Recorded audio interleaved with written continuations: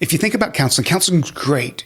If the person going to seek out counseling has said, I want counseling, I need counseling, and they're willing to put it in, the work, then it's great. If they come into it going, I'm forced to do this, I don't want to do it, never works. It's not going to do anything. And the same thing really with the nice thing about the mentoring is we've probably had a couple that didn't go well. None of them really ever went south.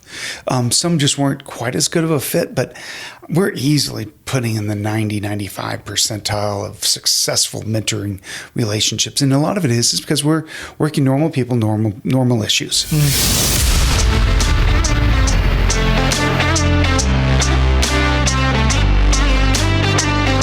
This is the Men Refined podcast.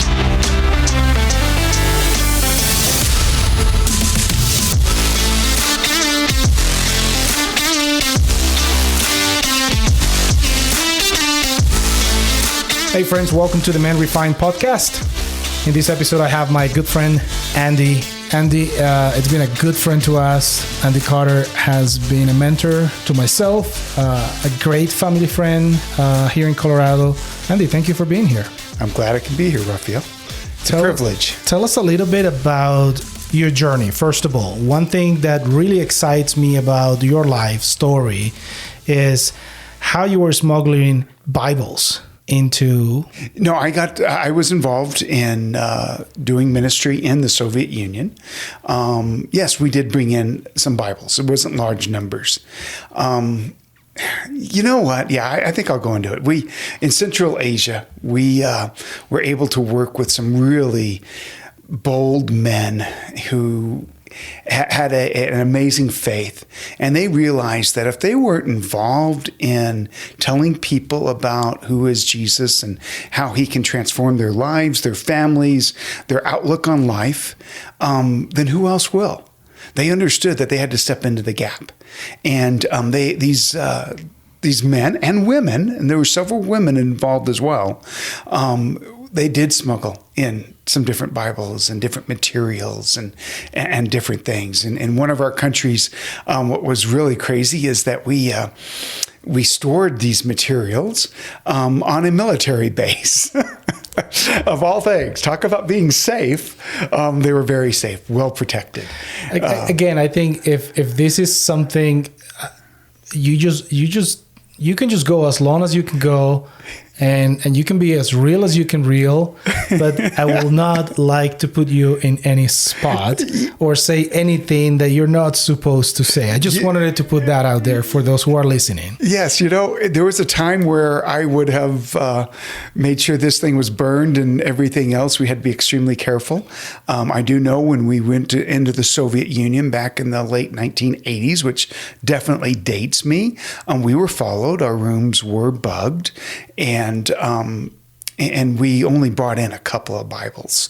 And so what was really cool about these Bibles, we were talking earlier about the Bibles you have. Well, I have this one Bible that we would use a lot. On the outside, it's English. So take a page, and you know how you have two columns? Well, the column that would be on the outside is English. The column on the inside is the Russian translation of it. Okay. Part of it is that if someone was to look and ask us about the Bible, I would hold on to it and go, see, look, here it is. It's English. I wouldn't open it all the way. And so they could see the English and not the Cyrillic. Wow. And that's because they knew that not many people will speak the language, right? Correct. Okay. Oh, you can bring in an English Bible. You're just fine. No problem, right. And I think you were also limited. I don't know exactly what it is. So we each only had about like 10 Bibles. But we handed them out very judiciously back in those days. It was like gold, right? Oh, yeah, it was. It really was. It was wild to hear some of the stories. There was one guy who he was blind, but brilliant, one of the most brilliant minds around.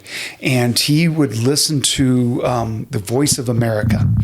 And I remember that. I used to listen to it when I was a child. My dad used to be a fan. Okay, yeah. So and apparently they would, in the 80s at least, they'd have some Bible teaching and different things like that. Yeah. And this guy became a believer through that. And at one point, he had heard some of Josh McDowell's stuff. Wow. And he just loved it. And so he got involved in our ministry. I don't know how that came about, but a guy, since we're going to be talking about mentorship, a guy that was our team leader, he got to disciple him.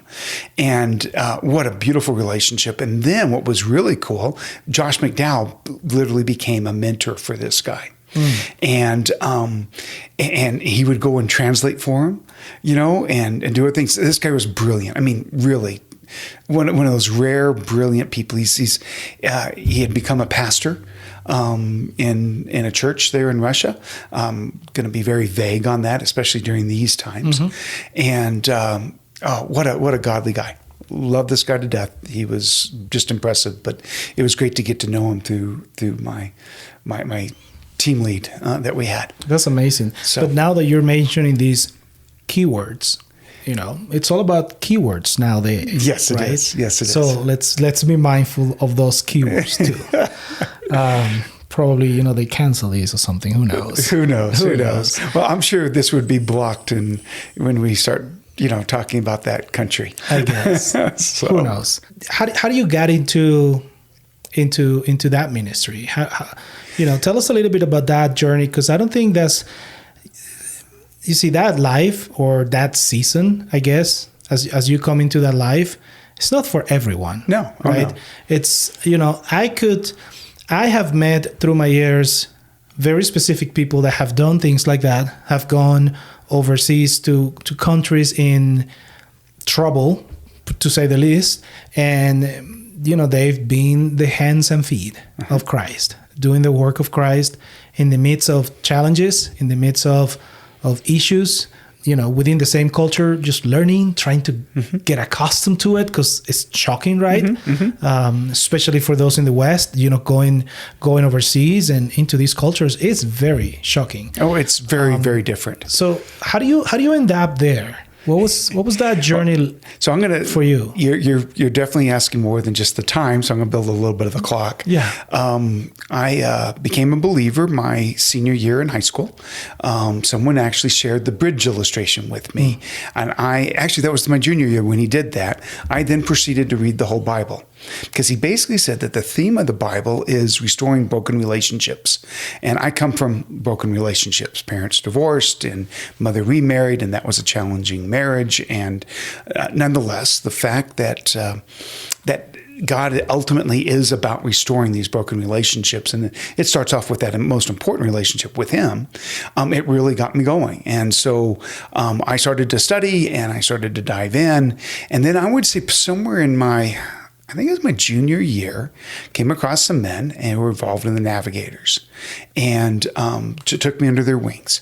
Literally had one guy who was a couple of years older than me, Chris, and then two guys who were on staff, Steve and Dan. And I got to meet with these guys regularly and transformed my life. I was a poli-sci major going on to law school and get my MBA. That was my whole trajectory. I did get the MBA, never did get to law school. And sometimes I'm like, oh, darn, I would have loved to have gone on to law school. Right? Yeah. But at the same time, God had a different plan. Amen. So I then worked for the University of New Mexico. I was on their dean of student staff. I did a bunch of different things involved with them, as well as the church that I was involved, Calvary Chapel of Albuquerque. And in the midst of all this, I became, I guess you could say, just one of those few times I feel like God spoke to me. And as I was wrestling with some different things, I felt like God says, Andy, I have equipped you in a certain way that if you want to keep just playing the game of faith, stay here. But if you want to really see and experience me, you need to take a step out. And here I am with my MBA, ready to go out and do some different things. Have pretty good resume under my belt. My family certainly was like, yeah, get going. I like to jokingly say that my grandmother was ready for me to have a white picket fence and 2.3 kids and 1.8 cars at that time. And so, that was her and the family's image for what I need to be. I was the oldest of three and the one who pretty much would set things up, and this is how I'd go, and I'd get those things done.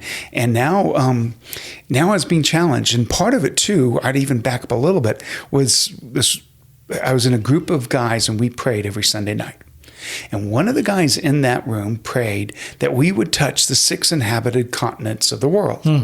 I can distinctly remember consistently saying, "Thank you, God, for North America." Right. Here I am. I don't need to go anywhere. Of course. And I think that laid the groundwork for the time when I felt like God was speaking to me going, "Andy, if you want to play the game, stay here."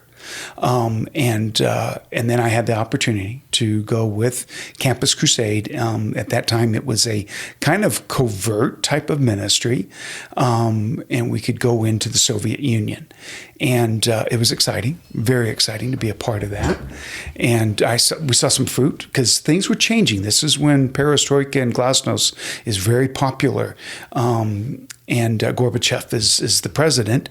And because of that, people are a little bit more open. We got to stay in Moscow. I think I saw me and someone else, we always were paired up. I think I saw 6 people except the Lord. And our team saw something like 10 or 11. And the whole group, I mean, we saw more on our team than they would at times see in a full year of sending people there. Wow. It was just, things were changing. And then I became part of the first sent team that they sent to Moscow. So I was part of Moscow State University, MGU, and we were getting the ministry started. But it was all, I think, by a group of guys praying. Someone in particular had a vision that we would go and touch different continents, and so. Europe, and then I went on to live in Asia. I was in Kazakhstan for 12 years. So, and then I was at the crossroads, basically, of Georgia, down Soviet Georgia, there near the Caspian Sea and the Caspian and the Black Sea. Yeah. So. Yeah. And this was in the 80s? 90s at that point. Early 90s? Early 90s, yeah. 80s is when I first went over there. Oh, that was the first time that you First time I went over there. I was actually there, Rafael. Yeah, I may not have even told you this. I was there during the coup.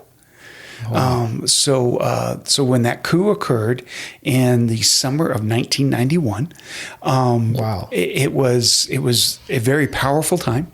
We all kind of felt like God's hand was upon it. That when the first day happened, it was all gray, which is not uncommon in Moscow. Right. But in August, it's not as common, and it was depressed. You went outside, you felt it, and then I can remember it might have been on day 2. Or maybe it was day 1. I don't remember. It doesn't really matter. I'm watching CNN News, so we got that. And they're talking about... That was the only news source. That was the only news source. That was it. That's all you get. And their office was across the river from the Russian White House. And so they'd pan their camera and say, there are Russian tanks on every street corner. We've got all... And I'm like, cool. And so I get out and I don't see any tanks. Nothing. Well, we're on a side street way up. We're about 40 minutes from downtown. And then I go out to Leningradsky Prospect and I look out there, no tanks, but it's very quiet. No one is out. Just a few. So I hop on the metro and head downtown, and I hop up and no tanks. I'm like, where are the tanks? I want to see the tanks, and we were told not to be at the Russian White House, which made sense, but I was going to be across the river from it. Well, I made a mistake, and I came up and I ended up at the actual place where the Russian White House is. I walked, and there's soldiers everywhere. Down I went right away and got to the other side. I was an accident. So by God's grace, I had no problems. And what was the most powerful of this thing was that we held a prayer meeting that evening after the first one. And we consistently had, my numbers could be off, but I'm going to say 60 to 75 people that would come over. That night, we were probably 75 to 100. It was packed. Students from all over the place coming in and praying. And then the next night, a lot of them were part of that rush of the human chain that went around the Russian White House. And a lot of our students were involved in that. And I can remember then on day 3, we got together with our national director and his family and there's very few people there permanently at that point. because we were literally the first team in Moscow. There's another team up in St. Petersburg, and Christina was part of a team who becomes my wife. It's my wife down in Georgia. So she was down there at this time. But anyway, so we go up there and we pray, and it was almost like we all felt like God was just going to be doing some exciting things. Well, day 3 is when everything changed. It went. The sun came out. You felt the lifting of this depressed spirit, so to speak, and we come and find out that the Soviet Union has been overthrown. That it's a new day. And it was the craziest, literally a new day in all aspects of it. So yeah, it was a very, very powerful time. Well, I wanted to touch on this subject today with you about mentorship, right? How do we see mentorship now? You got big organizations now spending money and resources with programs, developing programs for their high-level, top-level employees, right? They big corp right now wants to hold on to talent as much as possible, and then they're doing everything they can. There's all over the place. Big companies, that's what they're getting into. They have seen increasingly good, positive outcome of those who jump into a mentorship program.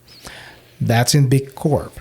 I want to talk about mentorship within our lives as Christian men. Well, what does that look? Yeah, go ahead. Yeah, well, just to reemphasize it, I just decided to look up a little bit of stats.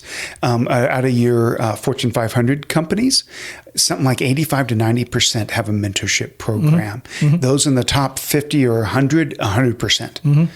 Yeah, you're right. They've figured something out. Yeah. And many want to follow those big companies, what they're doing, because they're keeping their best talent in-house. Or developing people to become better talent. Correct. Mentoring is a powerful, powerful tool. And of course, everyone thinks of as iron sharpens iron, so one man sharpens another.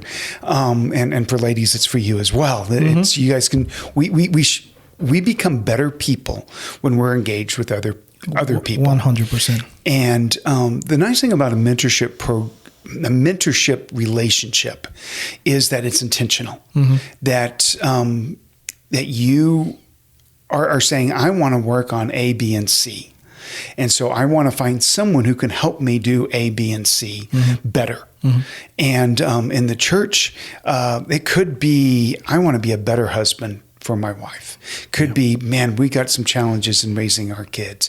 It could be, I need to study Scripture better. I feel like I don't understand when people dive into things. It could be my prayer life's in shambles, or I have a hard time having consistency in my quiet times. It could be all of those things to, part of it is we've set up our own there at Calvary, and it's as open to, I need to change a job. I'm not satisfied. I'd like to start a business. I'd like to do other things. Again, let's get someone in the church, someone who shares your values and shares your belief system, and let them help walk you through they'll be a couple of blocks ahead, and that's nice. Do they have all the answers? Absolutely not.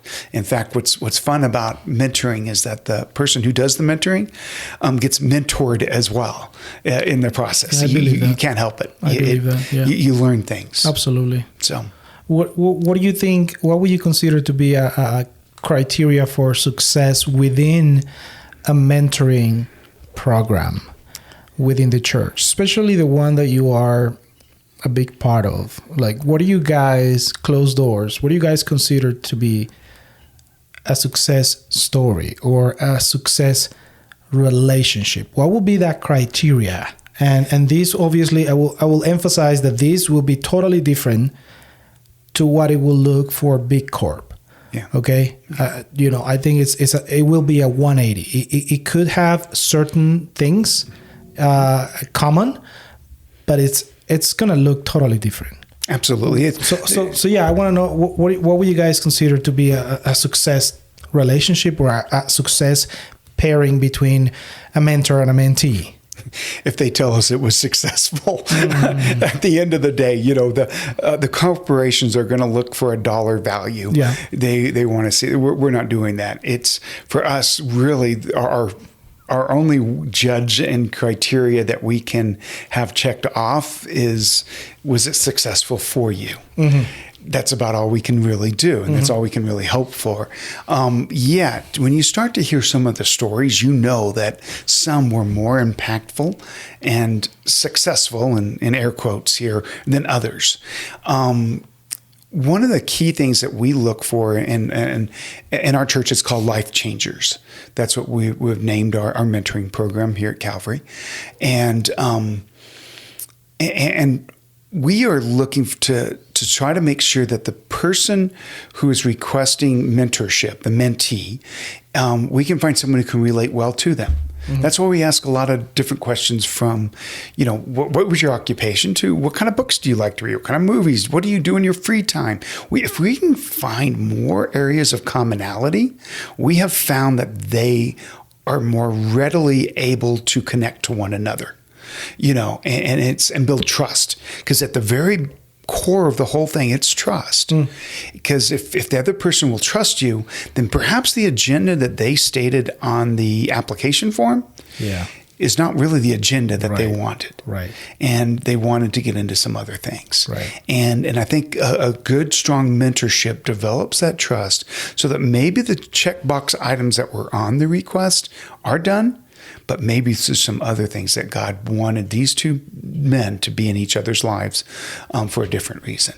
And consistently, we see we challenge everyone to have a 1-year mentorship relationship, and after that, it's opened up, and some will keep staying with each other. You and I got to have a year together, and you're in the men's group that I've been involved in for 10 years or whatever.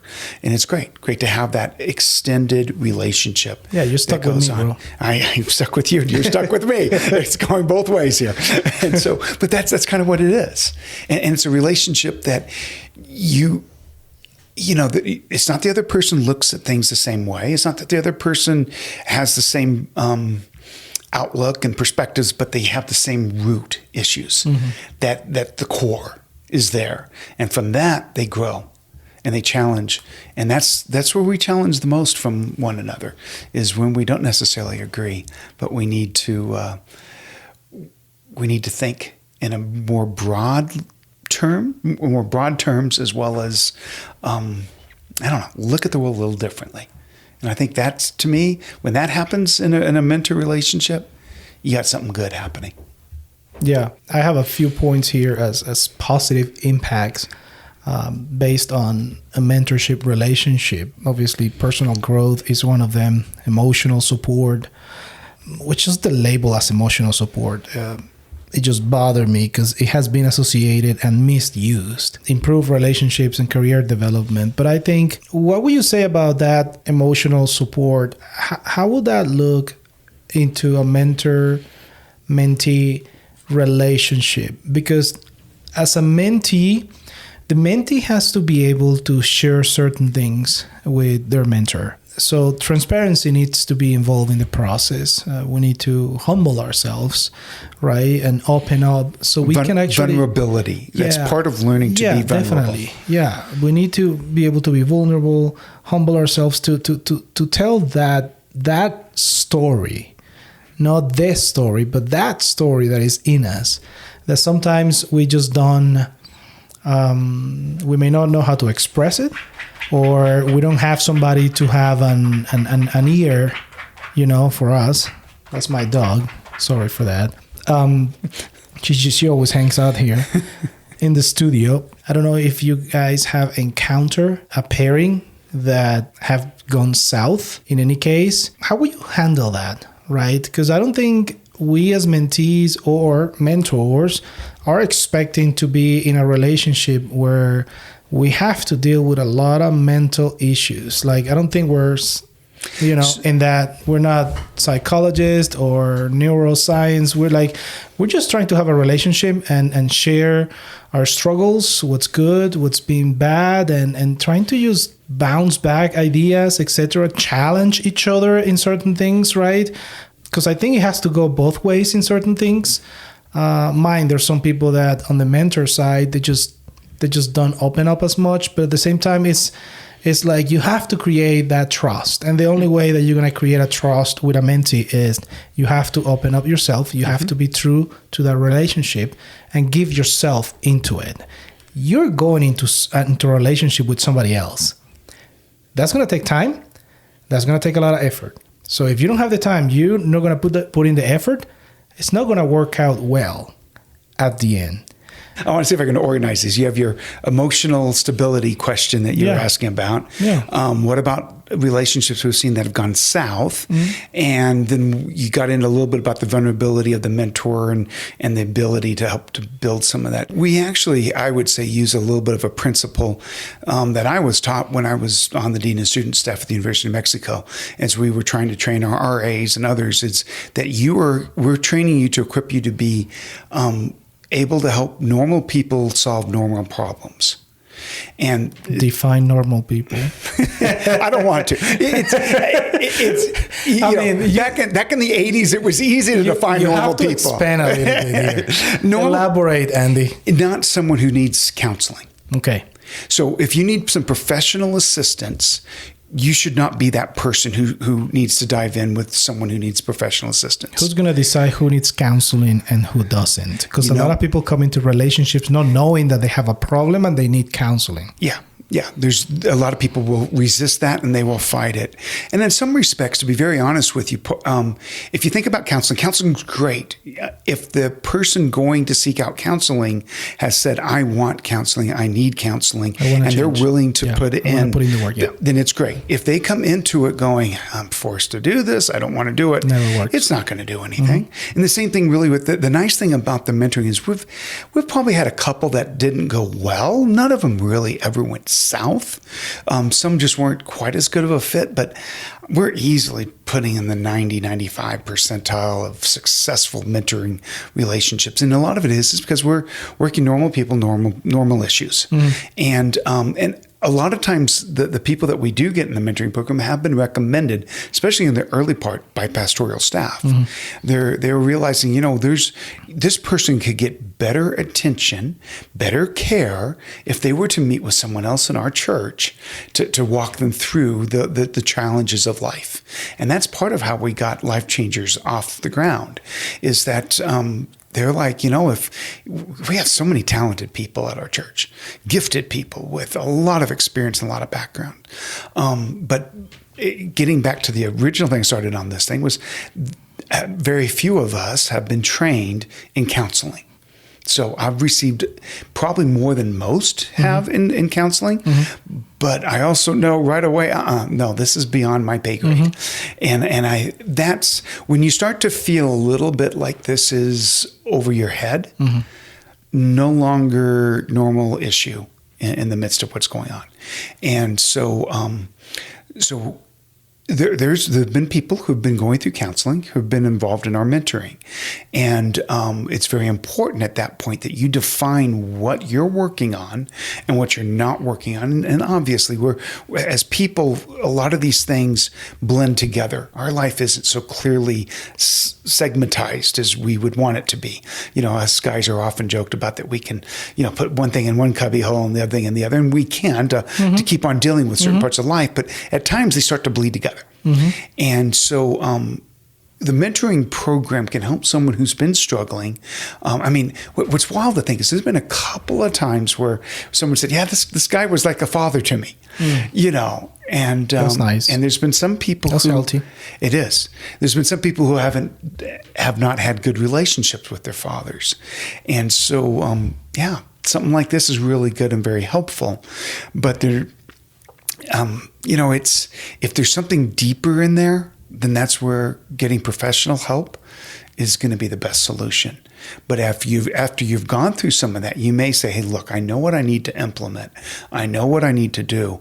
It would be really nice to have someone who could walk alongside.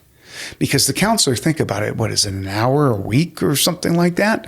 You know, you lay down on the couch. Okay, I'm going a little bit more stereotype, but anyway, so anyway, so you get some of that, but now you need someone who can walk you through it. And that's where the mentoring relationship can help to take over, because, you know, it would not be healthy to think that this other person can help you diagnose and walk through some of the pains and hurts that you're going through, and help identifying those. Those need to be done by a professional. And it seems also within the organization of the church that we're part of and the mentorship program that you're part of, that there's some sort of vetting system even within the church. I'm not sure if that vetting system is set in stones, or is just happening organically as it goes. Structurally, that's a good structural question. So if someone else was going to set it up, we have a pretty extensive application. We've had some people say maybe we need to make that shorter, and we've wrestled with that before, because it's you're talking about that big form that we fill. Yeah. It's pretty intense. Yeah, it is. It is. And it is for a purpose. We want to make sure, first off, that you're going to go through this and start to identify some things that you really do want to work on. And it's not just for anybody. And so that structurally, in fact, actually, is a lot simpler than where we pulled some of this material from. We've cut down on a variety of different things, but it needs to be somewhat of an obstacle, because, again, structurally, we're trying to weed some people out. You know, they're not really that committed to it. They'll show their commitment just by the willingness to go through and complete that form. Yeah, that makes sense. And so that way, when they go through it, because the mentor is as well, you know, completing something like that at some point. Although honestly, I pull in and Greg out in Boulder, we both pulled people that we know, because it's a different situation. It's mentee driven. We got to have a mentee put in the application, then we can get a mentor. We have a list of mentors. Right. We try to get them to match up the best possible way. And sometimes the people that we have on our list aren't necessarily the best fit. And so we'll reach out. But structurally, to help you in reducing some of that thing, we have systems in place. And then, yes, there's an organic component. We paired two people at one time together, and part of the things that this other person was working on were things that he was walking through with a counselor as well. Well, the mentor had a son who had dealt with a variety of those type of things. And it was too close to home for him at this point to mentor with him. We had no clue about either one of those issues. And we only found out after they had their initial meeting with each other. And then he just said, you know, I'm not at a place right now to have to do that. So we're willing to work. Let's get things to work well. Yeah. You know, for both people. And I think we have a really good pairing to help that person go walk through things, and that's what you need. Yeah, through the years, I've been probably 2 or 3 mentorship programs, and both sides. The first time I was a mentee, I was a mentor, and then a mentee, and then a mentor. So it's which I think is a valid place to be, because I don't consider myself to be knowledgeable in anything or a master of nothing at all. But one thing I do, I put in the work, and I'm very relational oriented kind of guy. I like to think of myself like a sponge, you know. I like to surround myself with the best people that I can find. I learned that at my early year, when I was a teenager, I think, because I've been thinking about this for many years now. And when I was a teenager, I remember I always liked to hang out with my dad's friends. When I was a teenager, I was probably, I don't know, maybe a junior or a senior. You know, I have a couple of friends here and there my age, but the majority of the people that I will actually have conversations, they were my dad's friends within his work environment, or my older brother's friend, which he is 10 years older than me. So, you know, as growing up as a young man, I was always surrounding myself with people older than me. Mm-hmm. I didn't think too much of it as I was a young man, to be honest with you. But through the years, as I get older and think through this, like, why am I this way? Why am I always around older people, etc., etc.? I'm like, I don't know. It's just, I guess it worked out well, right? You tend to gain so much wisdom from those who have paved the way. And that's something that I really love, just hanging out with people that are older than me, that have more experience than me, more knowledgeable like the men's group you're now a part of. Yeah. You're the young buck there. That's right. Yeah. I love that. I love that. Sometimes I just shut up and listen, and sometimes I just say stupid stuff, you know. But yeah, I like to have the wisdom because you learn so much. Within a mentorship program, I also think that the one that you're part of, that we're both part of, I think is very thorough, organizational, like logistically. I think it's done well. I guess I'm just piggybacking from the ones that I've done before. They have been a bit more organic. This one, I can see that there's a lot of thought behind the logistics of the process, which I do appreciate. I think Greg is doing a great job overseeing that and being on top. And every guy that I know, it's part of the process. You know, they're top-notch guys. You know, also on the mentee side of things, as a mentee, you're going to get what you pour into the relationship. Absolutely. And sometimes a mentor cannot do all the heavy lifting in this relationship. And we design it not to be. So without going too much into it, I think that's part of the difference between discipleship and mentoring. Yeah. A discipleship relationship, the discipler selects. Yes. He goes out and chooses the people that he wants to follow him. Yeah.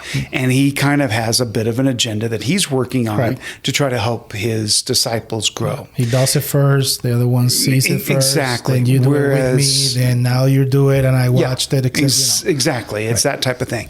Whereas a mentorship relationship, the mentee is saying, I want to work on A, B, and C.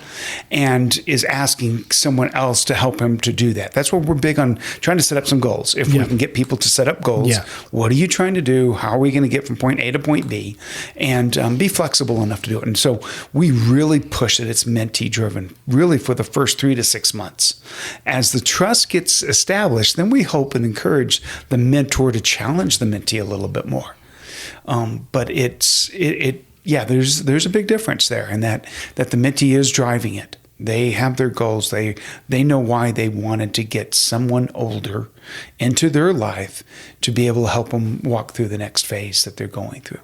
In your life, what has been some of your key mentorship relationships that has really make huge impact in your life as a young buck, and also, you know, in your season right now? Is there something that you would like to share? Because I think it's important for people to know that this is not something that is in the box. No. This can happen organically and totally go through a season that you were not expecting to go through with somebody else's. And sometimes the expectations, or what we come out of this relationship, the expectations were not met, but they were actually better. You came out even better. You were not expecting to come out this way. You know, fortunately, and I mentioned some of the names back in college, people who discipled and people who mentored and things like that. Their involvement in my life, and it was a difficult time on a variety of different fronts. Without them, I think I'd be a basket case. In fact, one of the things that's really helped challenge me to be involved in mentorship is you look at the difference between myself and my brother, who's 10 years younger. I really don't think he's ever had a mentor at all. Did not have the best relationship with his father. Our father he's my stepfather. And in that, he struggled. I mean, he's still struggling to this day on a variety of different levels. And he has a hard time in developing deep and meaningful relationships. And I think at the very core is the very fact that he has not had another man walk with him in life in a deep and meaningful way. So yes, so I am very grateful that I had these other people in my life when I was in college, going through college, doing different things. Even I can remember when, at this point, I think I was the faculty representative for the Navigators. I'm not being discipled by anyone in there. Everybody else is gone and moved on and different things. But there was a guy in the church I was involved in. Russ was fantastic. He was so different than the others. And yes, you don't necessarily always, but he mentored me, and it was very powerful. Then I go out and when I'm in Central Asia and Almaty, and this guy, I did a lot of work with the Jesus Film. And this one guy took over the Jesus Film for our area in North Africa, Middle East, and in the stands. And I answered to him, and he had vision, he had experience, and all sorts of things. It was wonderful to be mentored by him.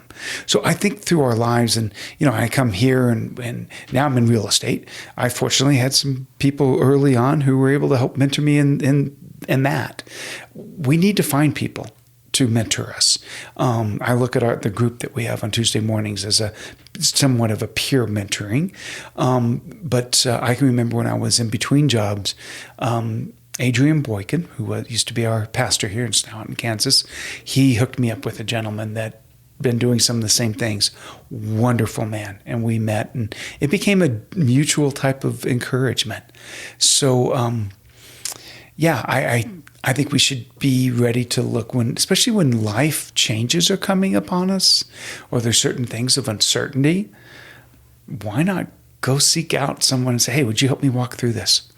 Now, at Calvary, we have a formal system to do that, but some of it does happen organically. Sometimes you just know a person, and no one at Calvary would tell you, what are you doing in that mentoring relationship? It didn't go through Life Changers. Never would say that.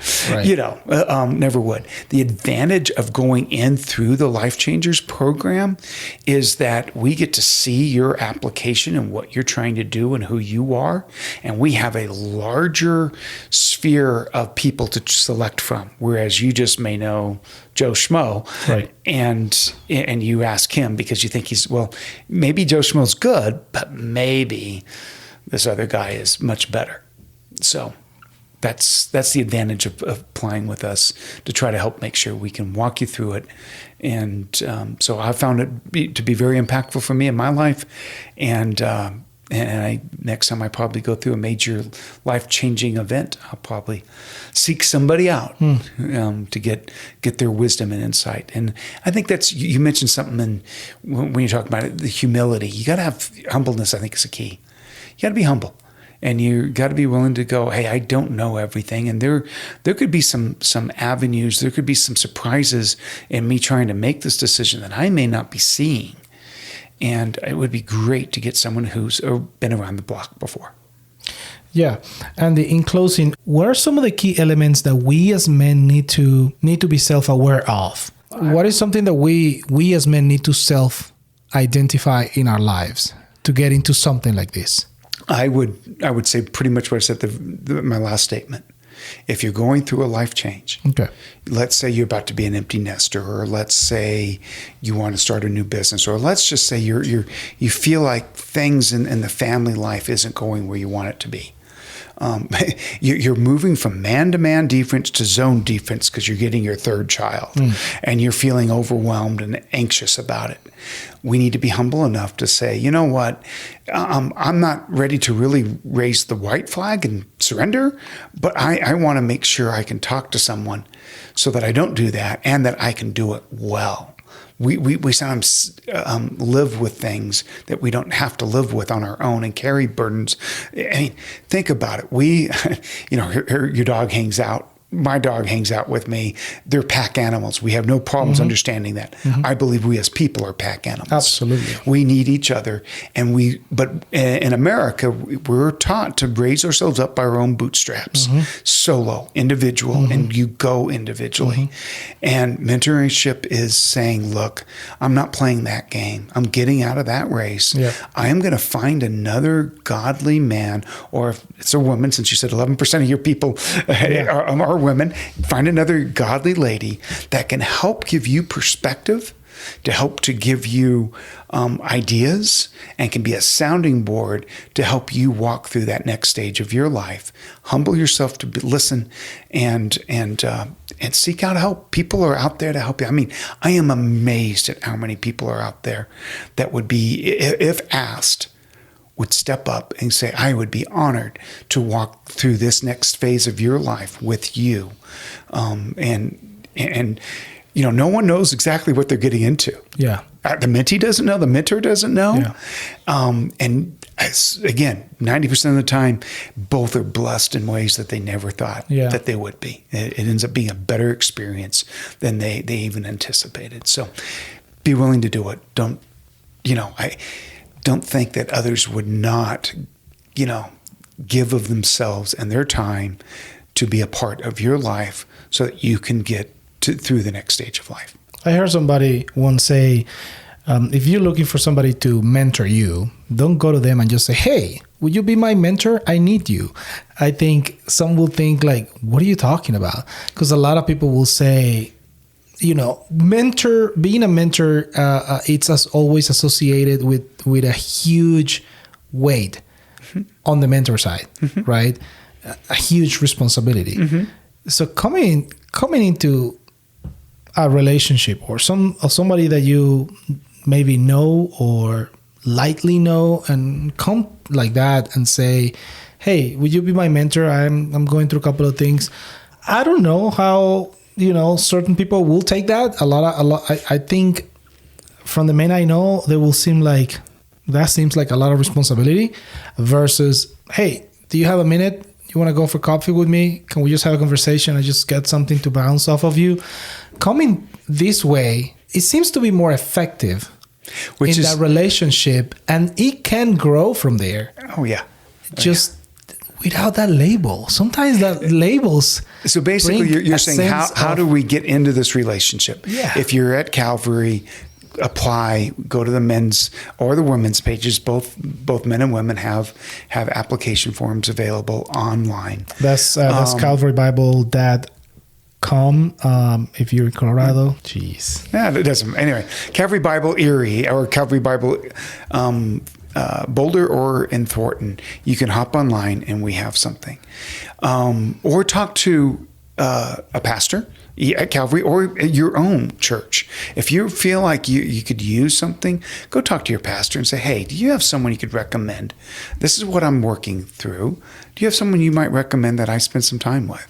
And then as far as being bold to go up to somebody that you greatly respect and ask them to mentor them, it's much better to ask than not to, because if you don't ask, their answer already is a no. But you are right. Approach it with tact. Invite them for a cup of coffee. You buy. Of course. Always. You buy. Mentees always buy. Well, no. You'll find the mentor as well. But first approach. I'm saying first approach, yes. Absolutely. Yeah. You buy. Yeah. If you're asking for advice for somebody, you better pay. You better pay. You better pay. That's part of it. But anyway, that's a men thing. I think. So I definitely think that don't be shy.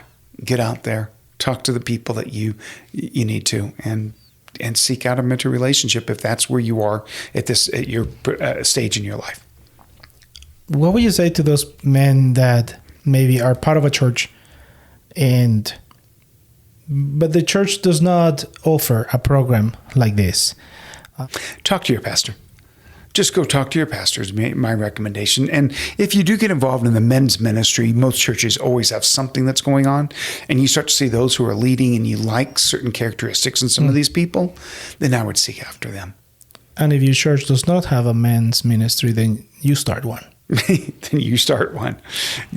As men, you guys we need to be meeting together. That's it. We do. Well, thank you, Andy. Certainly. Thank you, Rafael, for your time. I appreciate your friendship. Thank you for being here in the podcast. And if you get any value whatsoever from this episode, consider sharing it with somebody, rate it, review it, and hopefully this encourages somebody.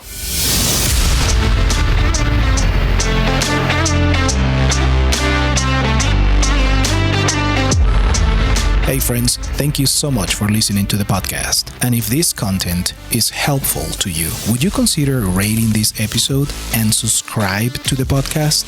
This episode was sponsored by Cyricom Tech, your virtual IT department. Cyricom Tech provides cybersecurity services, cloud services, IT support, infrastructure build, phone systems integrations, and much more. With more than 25 years of experience in the enterprise, Cyricom Tech is here to serve you. You can book a free consultation by calling 720-819-7388. Also on the web at cyricomtech.com. That is SIRECOM tech.com. Until the next episode, God bless you.